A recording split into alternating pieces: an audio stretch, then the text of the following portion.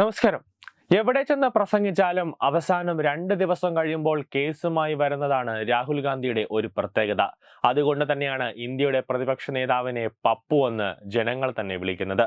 ഒരു കാര്യത്തിനെ കുറിച്ച് വലിയ അറിവൊന്നുമില്ലാതെ ആ കാര്യത്തെപ്പറ്റി ഒരു പഠനമൊന്നും നടത്താതെ ഒരു വ്യക്തി എന്ന നിലയിലാണ് രാഹുൽ ഗാന്ധി വായി തോന്നുന്നതൊക്കെ പാർലമെന്റിൽ വിളിച്ചുകൂവി. കൂടാതെ കൈയടിക്കാൻ കോൺഗ്രസിലെ ചില നേതാക്കളുമുണ്ട്. രാഹുൽ ഗാന്ധി വിളിച്ചു പറയുന്നത് എപ്പോഴും അത് വലിയൊരു തെറ്റായിട്ട് തന്നെയാണ് മാറുന്നത്.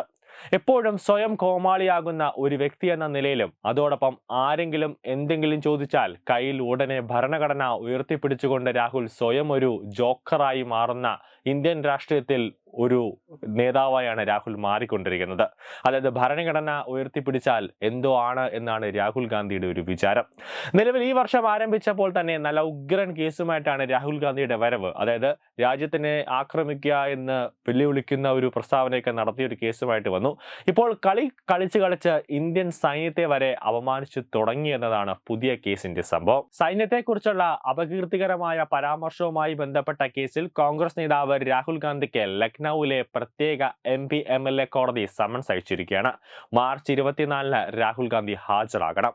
വിവാദമായ സംഭവം ഇങ്ങനെയാണ്. അതായത് 2022 ഡിസംബറിൽ ഭാരത് ജോഡോ യാത്രയ്ക്കിടെ രാഹുൽ ഗാന്ധി നടത്തിയ പ്രസ്താവനകൾ ഇന്ത്യൻ സൈന്യത്തെ അവഹേളിക്കുന്നതും അപകീർത്തിപ്പെടുത്തുന്നതുമാണെന്ന് ആരോപിച്ച് ബോർഡർ റോഡ്സ് ഓർഗനൈസേഷൻ മുൻ ഡയറക്ടർ ഉദയ് ശങ്കർ ശ്രീവാസ്തവയാണ് പരാതി നൽകിയത്. രാഹുൽ പറഞ്ഞത് ഇങ്ങനെയാണ്. അതായത് ഡിസംബർ 9-ന് മാധ്യമപ്രവർത്തകരുമായി നടത്തിയ ഒരു സംഭാഷണത്തിനിടെ മാധ്യമങ്ങൾ ചൈനയെക്കുറിച്ച് എന്നോടൊന്നും ചോദിക്കില്ല എന്ന് എൻ്റെ സുഹൃത്തുമായി ഞാനൊരു പന്തയം വച്ചു. 2000 ചതുരശ്ര കിലോമീറ്റർ ഇന്ത്യൻ ഭൂമി കയ്യേറിയ ഒരു രാജ്യത്തെക്കുറിച്ചും നമ്മുടെ രാജ്യത്ത് നമ്മുടെ സൈനികരെ കൊന്ന ഒരു രാജ്യത്തെക്കുറിച്ചും അരുണാചൽ പ്രദേശിൽ നമ്മുടെ സൈനികരെ ആക്രമിക്കുന്ന ഒരു രാജ്യത്തെക്കുറിച്ചും മാധ്യമങ്ങൾ എന്നോട് ഒന്നും ചോദിക്കില്ല. ഞാൻ പറഞ്ഞത് ശരിയാണ്, മറിച്ചൊന്നും ചിന്തിക്കരുത്. ഈ പ്രസ്താവന വിവാദത്തിന് തിരികൊളുത്തുകയും സൈന്യത്തിൽ നിന്ന് ശക്തമായ പ്രതികരണത്തിന് കാരണമാവുകയും ചെയ്തു.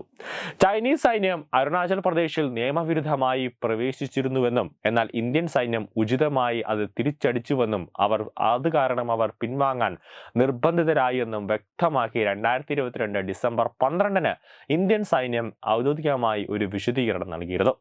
രാഹുൽ ഗാന്ധിയുടെ പരാമർശങ്ങൾ സൈന്യത്തെ അപമാനിക്കുന്നതാണെന്നും രാജ്യത്തിന്റെ അതിർത്തികൾ സംരക്ഷിക്കാനുള്ള അവരുടെ ധീരമായ ശ്രമങ്ങളെ ദുർബലപ്പെടുത്തുന്നതാണെന്നും പരാതിക്കാരനായ ശ്രീവാസ്തവ വാദിച്ചു. പരാതി പരിഗണിച്ച അഡീഷണൽ ചീഫ് ജുഡീഷ്യൽ മജിസ്ട്രേറ്റ് കോടതി രാഹുലിനെ കേസിൽ പ്രതിയാക്കിക്കൊണ്ട് സമൻസ് അയച്ചു. എന്തായാലും അടുത്ത മാസം 24-ാം തീയതിയോടുകൂടി രാഹുലിനെ ഹാജരാവാനായിട്ട് പറഞ്ഞിരിക്കുകയാണ്.